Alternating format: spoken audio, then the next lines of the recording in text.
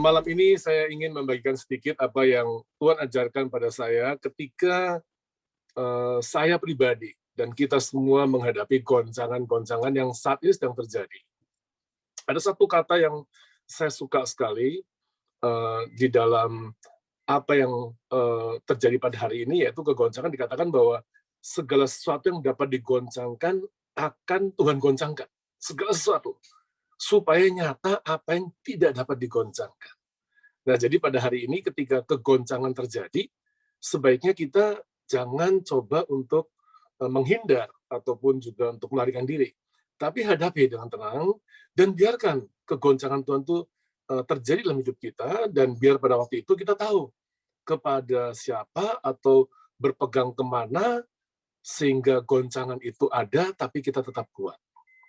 Dan malam hari ini saya ingin sekali mengupas satu pribadi yang sangat memberkati saya. Pribadi ini luar biasa sekali, namanya adalah Naomi. Saya akan bacakan di kitab Rut 1 ayat 20 sampai 21. 2 ayat saja. Dikatakan demikian, tetapi ia berkata kepada mereka, janganlah sebutkan aku Naomi, sebutkanlah aku Mara. Sebab yang Maha Kuasa telah melakukan banyak yang pahit kepadaku.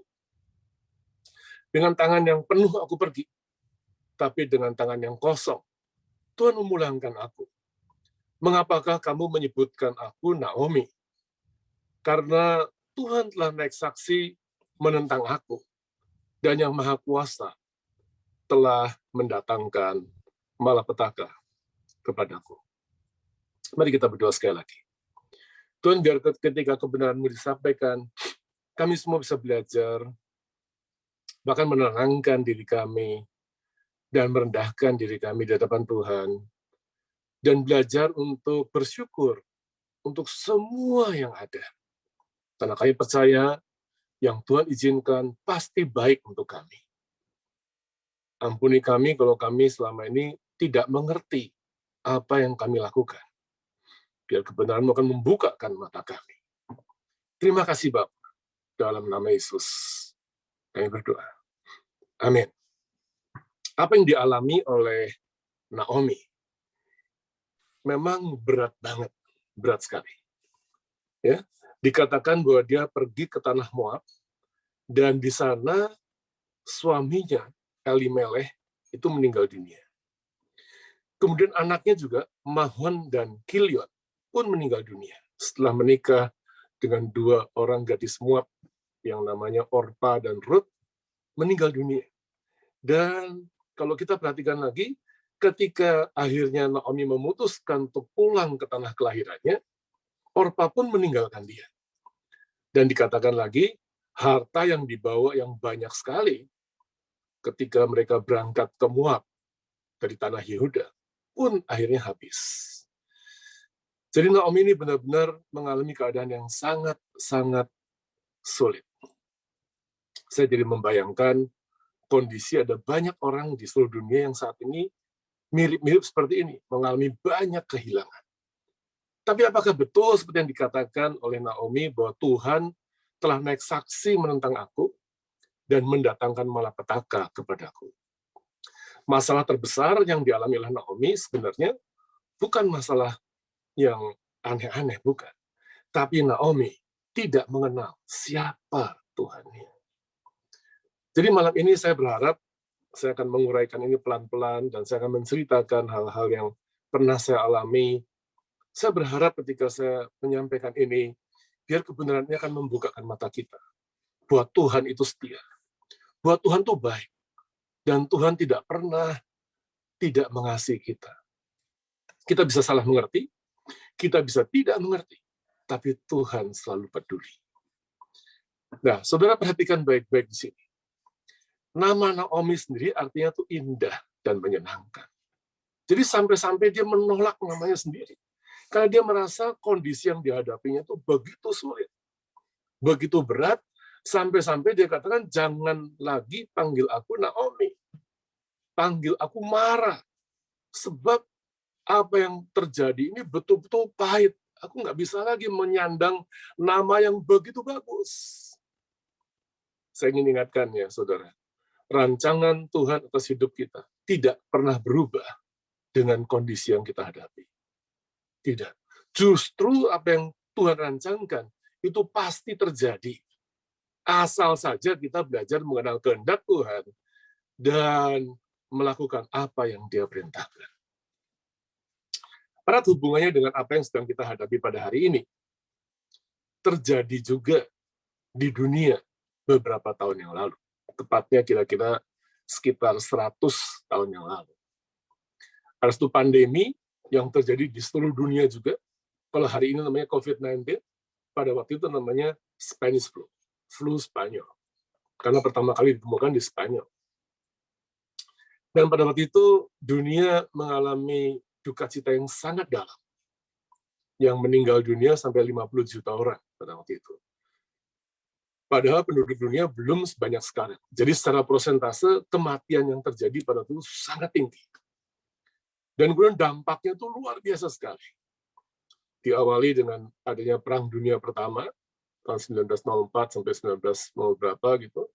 Kemudian terjadi krisis, maksudnya terjadi pandemi Spanish flu. Dan kemudian ditambah lagi terjadi krisis ekonomi, bahkan puncaknya di tahun 1929 di Amerika itu terjadi namanya Great Economic Depression. Jadi keadaan ekonomi yang betul-betul rusak, hancur. Ada 9 tokoh bisnis di Amerika yang bisnisnya hancur. 4 atau 5 gila. Ada yang bangkrut, ada yang bunuh diri. Nggak sanggup menghadapi keadaan yang begitu berat. Pengusaha-pengusaha besar banyak yang nggak tahan. Tapi hebatnya, saya suka sekali, di tengah-tengah keadaan yang begitu berat, ada seorang hamba Tuhan. Bapaknya pendeta. Dia juga pendeta. Orang yang biasa-biasa saja. Tapi doanya dikutip sampai hari ini. Di tengah-tengah kondisi pandemi COVID-19, doanya menjadi terkenal. Bahkan dikutip oleh orang-orang yang bukan Kristen. Doanya itu bagus sekali. Nama pria itulah Reinhold Niebuhr. Dia menuliskan doa ini di tahun 1930. Artinya di puncaknya, keadaan yang paling sulit, sudah didera oleh pandemi Spanish flu, dihajar oleh krisis ekonomi, kemudian resesi, sampai nggak bisa bertahan, depresi. Jadi pertama itu katanya krisis ekonomi yang paling rendah. Kalau krisis tidak selesai akan naik menjadi resesi. Kalau resesi tidak selesai lagi, yang paling berat adalah depresi ekonomi. Dan kala itu dunia mengalami depresi ekonomi. Amerika juga mengalami depresi ekonomi. Dan waktu itu hebatnya, presiden yang diangkat pun, 2 presiden itu orang yang cinta Tuhan.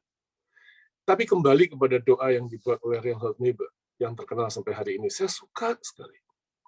Bunyinya itu begini, God, grant me the serenity to accept the things I cannot change, courage to change the things I can, and wisdom to know the difference. Bagus banget. Ini doa ini saya letakkan di sisi ranjang saya, mungkin sudah 15 atau 20 tahun yang lalu. Saya suka banget dengan doa ini. Karena dikatakan bahwa Tuhan berikan aku ketenangan. Jadi ketika terjadi kegoncangan, berikan aku ketenangan. Supaya bisa menerima semua yang memang aku harus terima. Sesuatu yang aku nggak bisa rubah. Berikan aku ketenangan, Tuhan. Berikan aku damai sejahtera-Mu, supaya aku bisa menerima itu semua dengan baik.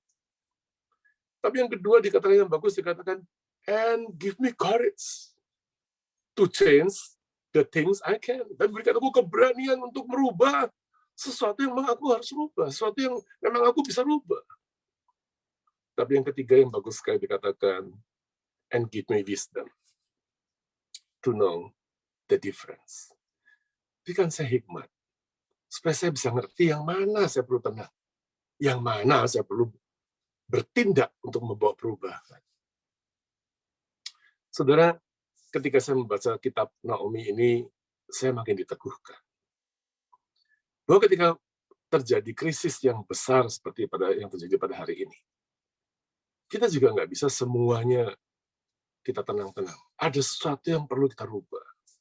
Bahkan katanya, nanti saudara bisa pelajari, googling aja, dicari di Google. Doa Neighbors yang pertama kali dibuat itu, ya, Real Hot Neighbor, doanya ternyata bukan seperti itu. Kata doa pertama kali yang dia buat, itu bunyinya begini, Father, give us courage to change what must be altered. Serenity to accept what cannot be helped. And the insight to know the one from the other. Jadi yang pertama kali dia minta bukan serenity, tapi dia minta courage, keberanian, untuk merubah apa yang perlu dirubah. Jadi pada hari ini ketika terjadi seperti ini, kondisi-kondisi yang seperti ini, marilah kita introspeksi diri kita. Ada nggak sih yang perlu kita rubah? Kalau saja Naomi tidak mau introspeksi dirinya untuk merubah, maka nasib hidupnya tidak seperti yang kita baca di Alkitab. Karena pada akhirnya di kitab yang terakhir, Rut pasal yang keempat, kita mendapati bahwa akhirnya Naomi hidup bahagia. Bahkan dia sampai bisa menggendong seorang anak laki, anaknya Rut, dari Boaz, yang menjadi keturunan ilahi, menjadi jaringan atau turunan ilahi yang akhirnya melahirkan Tuhan Yesus. Hebat sekali. Kalau saja Naomi nggak mau berubah, maka dia tidak akan bisa mengalami hal yang indah itu. Sesuai dengan namanya yang artinya indah, menyenangkan. Nama yang begitu bagus. Saya percaya ketika kita semua lahir, ayah kita memberikan nama yang indah-indah. Dengan satu harapan, apa yang menjadi mimpinya akan menjadi kenyataan dalam hidup kita. Saya punya 3 anak, ada 3 doa yang saya sampaikan kepada Tuhan sesuai dengan nama anak itu. Jadi kalau nama Anda begitu bagus, jangan pernah menganggap rancangan Tuhan itu jelek di hidupmu. Kalau hari ini hidupmu susah, bukan berarti bahwa Tuhan jahat. Seringkali kita seperti Naomi, kita nggak ngerti. Kita membayangkan karena kita seringkali dengar khotbah, dengar cerita, dengar kesaksian banyak orang, saksi yang indah-indah aja. Jadi kita nggak pernah membayangkan kok seperti ini. Jadi ada banyak orang-orang yang meresponi salah. Bukan meresponi benar, meresponinya salah. Meresponi salah itu artinya apa? Ketika terjadi goncangan, goncangannya ditengking. Gitu. Kita dengar kan kisah-kisah ada pendeta yang nengking COVID-19, katanya sekian bulan akan hilang. Kenapa mesti ditengking yang musuhnya itu? Belum tentu goncangannya itu akan berhenti sesuai dengan doa kita. Tapi dia akan berhenti sesuai dengan kehendak Tuhan. Nah, kalau itu terjadi, tanya Tuhan, apa yang saya lakukan? Give me courage to change something that I can change. Sesuatu yang bisa saya rubah. Apa yang perlu saya rubah? Dan give me serenity, ketenangan. Untuk menerima sesuatu yang memang saya nggak bisa rubah. Apakah kita bisa merubah kondisi ekonomi pada hari ini? Nggak bisa. Ketika saya mengalami kesulitan, saudara, jangan dipikir saudara saya nggak alami kesulitan. Saya mengalami kesulitan keuangan. Di tengah-tengah kesulitan keuangan, saya mengalami masalah kesehatan.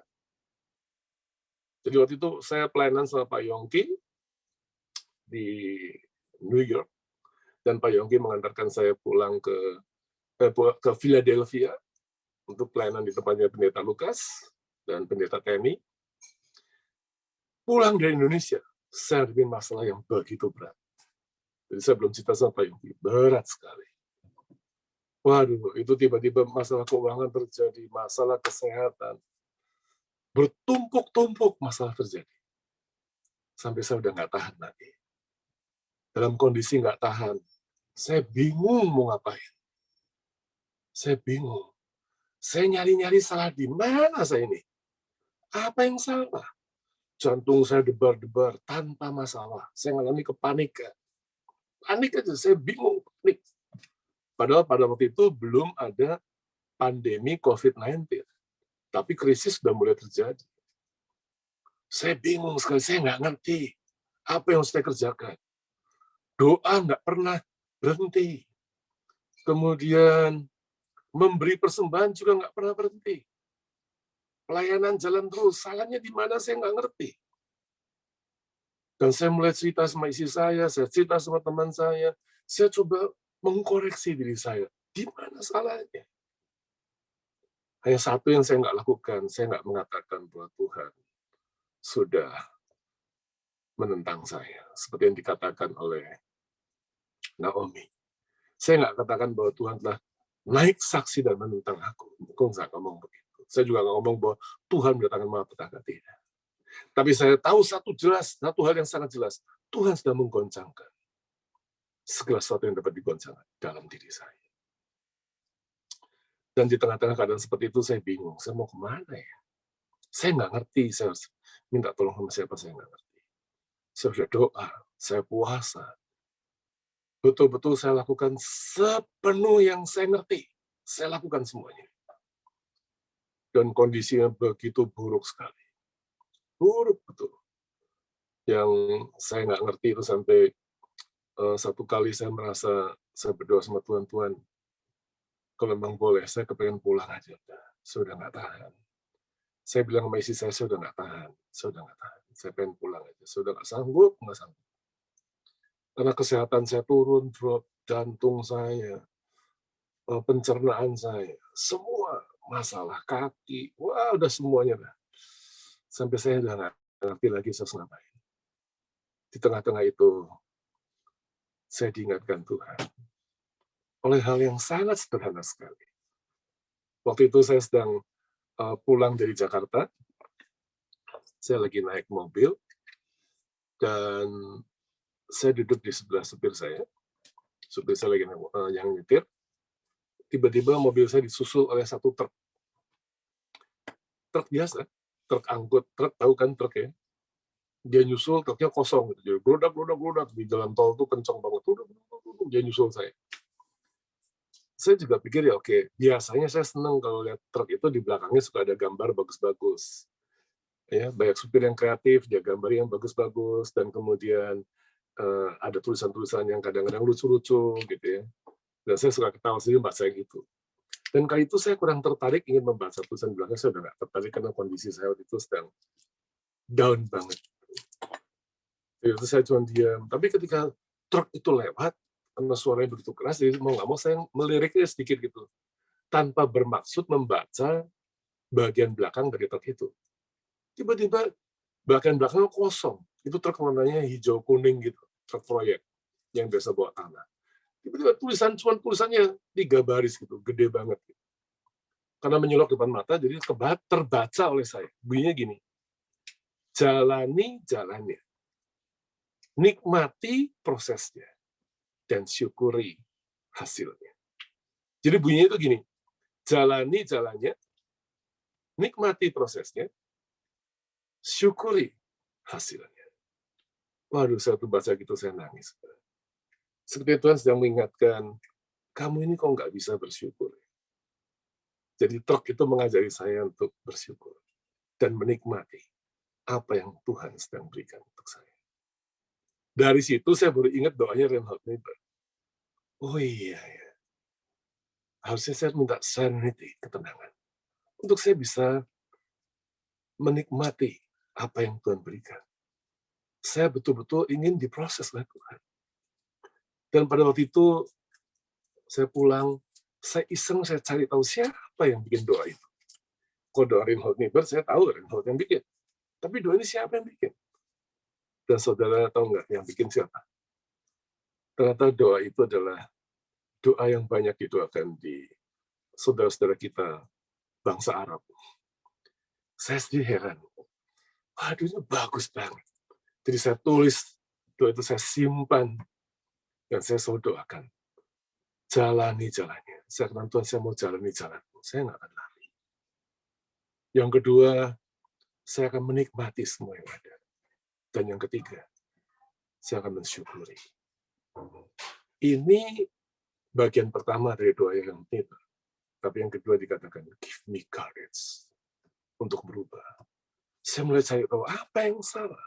Naomi pun tahu, tapi dia menyalahkan siapa? Dia menyalahkan Tuhan, Tuhan ini gara-gara Tuhan malapetaka turun. Dia salahkan namanya, persis seperti Ayub. Dia katakan, terkutuklah hari kelahiranku.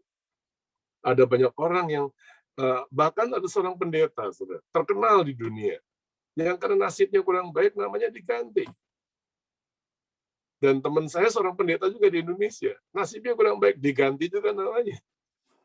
Saya kadang-kadang heran, kenapa mesti diganti-ganti? Kalau kita yakini itu doa nama gitu, nama yang baik dari orang tua kita, terima dengan iman dan syukuri. Nama Yabes yang artinya sakit pun bisa jadi baik, karena Tuhan selalu punya rencana yang baik untuk kita. Kalau saja kita menjalani jalannya Tuhan. Betul kan? Ada lagunya Doa Yabes, bagus sekali, yang ditulis oleh Ibu Pendeta Christine Farakni Vela, yang sangat memberkati saya. Jadi, ada sesuatu yang harus kita rubah. Tapi bukan nama, bukan iman, bukan iman percaya kita, salah. Yang harus kita rubah, ternyata saya mengerti, ternyata adalah pribadi kita. Saudara, saya akan segera mengakhiri khotbah ini, renungan pendek ini. Tapi percayakah saudara bahwa tanpa saudara sadari kita punya 3 pribadi. Paling tidak itu yang dikatakan oleh sahabat saya, guru saya, mentor saya, yang namanya Edwin Louis Cole. Dia tokoh pergerakan pria di Amerika. Dia katakan ada 3 pribadi kita. Kita setiap orang punya 3 pribadi. Pribadi yang pertama adalah pribadi yang kita pikir. Atau gini, pribadi yang pertama yang kita mau orang lihat kita seperti itu. Jadi kita sengaja pakai topeng, kita buat tindakan kita kalau ketawa, kalau ngomong dibawa-bawain, kalau cewek dikenit-kenitin. Karena kita membayangkan kita pengen seperti itu, supaya orang mengenal kita seperti itu. Padahal, kata Edwin Lesko, itu bukan pribadi kita. Itu bukan Andreas Nawawi. Yang kedua adalah pribadi yang orang lihat seperti itu. Dan biasanya pribadi itu terjadi oleh orang-orang dekat kita. Oh, kamu lihat Andreas orang yang ramah? Enggak ramah. Kamu nggak ngerti sih, kata sekretaris saya. Berapa kali saya dimarahin sampai pengen nangis. Bukan pengen nangis, sekretaris saya. Andreas itu bukan orang yang ramah, dia kasar orangnya. Tanya sama istri saya, tanya sama anak saya.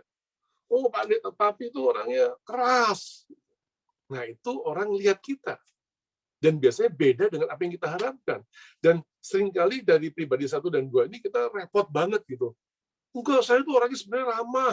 Enggak, kata anak kamu gini, wah kita pusing mikirin gimana ya kita kepengen jadi orang yang ramah kok susah banget gitu. Soalnya pribadi 1 dan 2 ini sebenarnya nggak ada gunanya. Kalau Anda mau rubah pun nggak ada gunanya, karena tidak mempengaruhi hatimu sendiri. Itu bukan the real you, bukan. Itu Andreas palsu. Mau tahu Andreas Nawawi yang asli di mana? Seringkali Andreas Nawawi yang asli itu disimpan jauh di bawah tanah. Kita sembunyikan di sana. Kita nggak mau berurusan dengan Andreas yang asli. Kita sembunyikan, kita malu. Nah, goncang ini tujuannya apa? Supaya Andreas yang asli itu keluar. Naomi yang asli itu keluar. Ruth yang asli itu keluar. Dan supaya kita berurusan kembali dengan Tuhan. Beritahukan kepada Tuhan, Tuhan ini kelemahan saya. Saya nggak tahu lagi harus gimana. Saya capek. Itu titik di mana saya mengatakan, saya lelah, Tuhan. Saya udah nggak sanggup. Saya nggak sanggup. Saya tunjukkan kepada Tuhan, ini loh Andreas Nawawi yang asli. Tidak seperti yang saya duga. Dan percayalah, dibutuhkan keberanian untuk kita mengatakan itu. Dibutuhkan keberanian untuk kita merubah sikap kita yang jelek. Makanya saya suka dengan satu ayat firman Tuhan yang dituliskan di 2 Tauri 7:14 yang bunyinya, dan umatku yang atasnya namaku disebut merendahkan diri, berdoa, mencari wajahku, lalu berbalik dari jalan yang jahat, maka aku akan mendengar dari surga dan mengampuni dosa mereka dan memulihkan negeri mereka. Jadi Tuhan itu baik. Dia butuh satu aja, keberanian untuk merendahkan diri. Saudara baca kisah Naomi lebih lanjut, kisah Rut lebih lanjut. Dengan hati yang hancur, dia kembali pulang ke tanah kelahirannya, tanah Yehuda. Dan pada waktu itu, orang-orang menyapa, Naomi. Dia bilang, jangan sebut nama Naomi. Tapi itu dia tinggal di sana, dia mulai belajar. Dia belajar merendahkan diri di hadapan Tuhan. Dia harus hidup. Dia kerjanya hanya memunguti butiran-butiran yang jatuh. Dia betul-betul dalam kondisi yang sangat-sangat apa adanya. Saya bersyukur diajakin oleh Pastor Teni Landena ke mana tuh ya, yang Son News itu apa namanya, yang di Philadelphia itu namanya apa Pak Yongki? Sight and Sound, Lancaster. Ya, Sight and Sound. Itu di mana ya tempatnya? Lancaster, Pak. Pennsylvania, ya, Lancaster. Nanti lain kali ke sana saya diajakin lagi ya. Iya, siap. Saya ke Lancaster dan saya lihat tentang Ruth. Jadi terbuka di mata saya dan saya baru lihat, wow, wanita, bayangkan Ruth, tentang Ruth, itu cerita tentang Naomi. Naomi itu istri konglomerat, orang kaya. Waktu pergi itu hartanya banyak, tapi waktu pulang dia nggak punya apa-apa. Dan waktu itu saya lihat dia belajar untuk merendahkan diri. Dia belajar untuk menerima semua yang Tuhan izinkan. Dengan berani dia berubah. Dan rupanya itu kunci perubahan dan kunci penggenapan janji Tuhan di dalam kehidupannya. Saudara, jangan pernah menganggap rendah apa yang Tuhan sedang rencanakan dalam hidup kita. Kalau hari ini Tuhan izinkan kegoncangan yang terjadi, bersyukurlah. Enggak semua orang bisa menikmati ini. Kalau kita didiamkan, rasanya kita sedih. Tapi kalau Tuhan mengizinkan, ada sesuatu yang baik yang Tuhan sedang pulihkan. Saya lagi belajar, saudara. Lagi belajar. Saya suka sekali dengan apa yang dituliskan di Mazmur 91. Saya bacakan ya. Dengan kepaknya ia akan menudungi engkau. Di bawah sayapnya engkau akan berlindung. Kesetiaannya ialah perisai dan pagar tembok. Engkau tak usah takut terhadap kedahsyatan malam, terhadap panah yang terbang di waktu siang, terhadap penyakit sampar yang berjalan di waktu gelap, terhadap penyakit menular yang mengamuk di waktu petang. Penyakit menular. Hari ini kan kita banyak dengar tentang penyakit menular yang berjalan dan mengamuk di waktu petang. Dikatakan ayat ke-7, walau 1000 orang rebah di sisimu, aduh saya suka lagi itu, dan 10.000 orang di sebelah kananmu, tapi itu tidak akan menimpamu. Engkau hanya menontonnya dengan matamu sendiri. Dan melihat pembalasan terhadap orang fasik. Tuhan akan kembali membuat perbedaan antara orang-orang yang beribadah kepada Tuhan dan orang-orang fasik yang nggak pernah serius beribadah kepada Tuhan. Percaya Tuhan, saudara, Tuhan sedang singkapkan. Gereja-gereja Tuhan sedang Tuhan bongkar semuanya. Bersyukur punya pemimpin seperti Pak Yongki yang rendah hati dan takut akan Tuhan. Banyak di Indonesia gereja-gereja yang sedang Tuhan singkapkan. Borok-borok dibuka. Ini waktu pemulihan. Jangan ditutupi lagi. Jangan. Makin kita tutupi, pemulihan makin jauh. Dikatakan ayat 9, sebab Tuhan tempat perlindunganmu, yang maha tinggi telah kau buat tempat perteduhanmu, malapetaka tidak akan menimpa kamu. Hebat nggak? Dan tulah tidak akan mendekat kepada kemahmu. Ayat 14 itu bagus sekali. Saya suka banget. Sungguh hatinya melekat kepadaku, maka aku akan meluputkannya. Aku akan membentenginya sebab ia mengenal namaku. Bila ia berseru padaku, aku akan menjawab. Aku akan menyertai dia dalam kesesakan. Aku akan meluputkannya dan memuliakannya. Berhenti di sini sebentar, dikatakan aku menyertai dia dalam kesesakan. Jadi kalau hari ini kita sedang mulai kesesakan, percaya Tuhan menyertai Anda. Tuhan izinkan kesesakan itu terjadi. Ya, ikutin aja. Tetap bersyukur. Makanya saya suka Jangan lupa bahagia. Tetap semangat. Jangan lupa bahagia. Jangan lupa syukuri segala yang ada. Karena hidup adalah anugerah terindah Tuhan yang Tuhan berikan untuk kita. Bayangkan di tengah kesesakan, Dia tetap menyertai kita. Dan dikatakan lebih lanjut, aku akan meluputkannya dan memuliakannya. Setelah itu diluputkan dan dimuliakan. Wah, ini luar biasa. Jadi di tengah-tengah kondisi yang berat seperti ini, jangan sedih. Smile. Datang pada Tuhan. Makanya saya katakan tema saya pada hari ini adalah intimacy with God. Intimacy diawali dengan mengenal Tuhan. Ketika Naomi mulai kenal Tuhannya, dia heran, ya ampun, ternyata Tuhan begitu baik. Dia minta ampun, dia udah pernah ngomong Tuhan tentang saya, dia minta ampun. Dia mengatakan bahwa Tuhan sudah berikan saya masalah.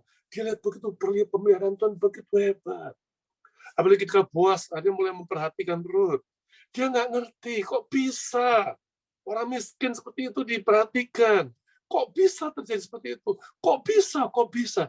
Dan dia kagum-kagum. Dan saat itu hatinya mulai melekat pada Tuhan. Nggak sanggup dia mengkhianati Tuhan lagi.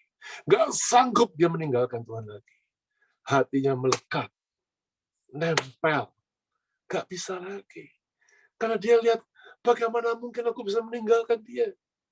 Dia begitu baik. Dia begitu mulia. Dia begitu kudus. Nggak bisa lagi. Doa saya satu, Tuhan. Saya ingin menjadi orang yang paling dekat dengan Engkau. Saya bersyukur, Tuhan, untuk apa yang Kau izinkan. Terima kasih. Ini membuat aku makin dekat padamu. Dan firman Tuhan katakan, maka aku akan meluputkan yang bentengnya, sebab ia mengenal namaku. Mengenal namaku. Jadi ingat ya, diawali dengan mengenal Tuhan. Jadi kalau Anda belum kenal dia, jangan bilang-bilang saya sudah hidup intim dengan Tuhan. Bohong. Dusta. Anda belajar untuk mengenal dia. Caranya gimana? Lakukan apa yang jadi perintahnya. Ampuni. Saya kalau punya kesempatan panjang, saya pengen cerita. Ketika Tuhan mulai saya belajar, Tuhan proses saya. Saya harus minta ampun sama setiap orang yang pernah saya benci. Orang yang makan duit saya. Orang yang menghina saya. Satu demi satu, saya minta ampun. Saya datang, saya minta ampun. Dan firman Tuhan katakan, bila ia berseru padaku, aku akan menjawab. Aku akan menyertai dia dalam kesesakan. Aku akan meluputkan yang mulia. Dengan panjang umur akan kukenyangkan dia. Akan kuperlihatkan kepadanya keselamatan daripadaku. Tuhan itu baik. Tuhan baik. Saya selalu bersyukur pada Tuhan. Untuk apa yang Tuhan izinkan terjadi dalam hidup kita. Saya bersyukur banget. Tuhan nggak pernah salah. Percaya sama saya, Tuhan nggak pernah salah. Tuhan tahu apa yang jadi kesakan masalah yang sedang kita hadapi. Makanya saya suka banget dengan satu lagu yang dibuat oleh aransemen musiknya oleh Alan Jackson. Tapi syairnya ditulis oleh Will Thompson di tahun 1980. Lagu kuno banget. Lagu ini dulu sering dijadikan tertawaan cemoohan. Sepertinya lagu yang kampungan gitu. Kalau di akhir persekutuan doa, orang suka nyanyi pulang, pulang, orang berdosa, pulang. Semua ketawa. Anggapnya kita mau yang pengen pulang tuh orang berdosa. Itu ketika saya ikut persekutuan mahasiswa dulu waktu saya masih muda. Oh, semua ketawa. Maunya kalau persekutuan doa sampai 3 jam, 4 jam. Tentu saya pelajari lagu ini lagi. Saya tahu, ini lagu begitu bagus. Ini lagu yang mencerminkan, menceritakan Tuhan Yesus selalu berharap kita kembali kepada Dia. Datang kepada Dia. Apapun kondisi kita. Mungkin kita dulu pernah dekat, tapi sempat jauh. Dan Tuhan bilang, pulang, pulang, come home.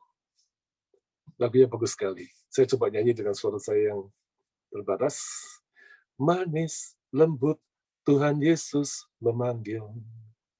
Memanggil saya dan kau. Tengok di pintu gerbang dia menanti. Menanti saya dan kau. Pulang, pulang. Orang berdosa pulang. Bersungguh dan lembut, Yesus memanggil orang berdosa pulang. Softly and tenderly, Jesus is calling, calling for you and for me. See on the portals, He's waiting and watching, watching for you and for me. Come home. Come home, ye who are weary, come home. Earnestly, tenderly, Jesus is calling, calling, oh sinner, come home. Mari datang kembali pada Tuhan dan nikmati pribadinya. Nikmati kasihnya, nikmati kebaikannya. Dia setia. Kemanapun kau pergi, dia nggak pernah meninggalkan kita. Kita bisa menjauhi dia, tapi dia tidak akan meninggalkan kita. Bahkan dia merindukan terus. Dia katakan, pulang, datang sini. Come home, come home. Oh sinner, come home. Pulang, pulang. Datanglah. Tuhan mau kita menggenapi janjinya. Dia ingin kita mengalami intimacy with Him. Intimacy with God. Dia suka menikmati hubungan yang dekat saudara saya dengan Tuhan. Amin. Mari kita berdoa. Bapa dalam surga, kami bersyukur untuk malam hari ini. Terima kasih buat kebenaran-Mu. Kami berdoa biar kiranya anugerah Tuhan bekerja atas hidup kami. Ajar kami untuk menjalani jalan-Mu, menikmati proses-Mu, dan mensyukuri hasil-Mu. Sehingga kami mensyukuri semua yang ada, karena kami percaya hidup adalah anugerah. Terima kasih Bapak, kami bersyukur. Berikan kami keberanian. Give me courage. Berikan kami keberanian untuk merubah hal-hal yang harus kami rubah, yang bisa kami rubah, yaitu hati kami. Untuk kembali kepadamu, menjadi sahabatmu, menjadi kekasih jiwamu. Terima kasih Tuhan Yesus. Dalam namamu kami berdoa. Amin.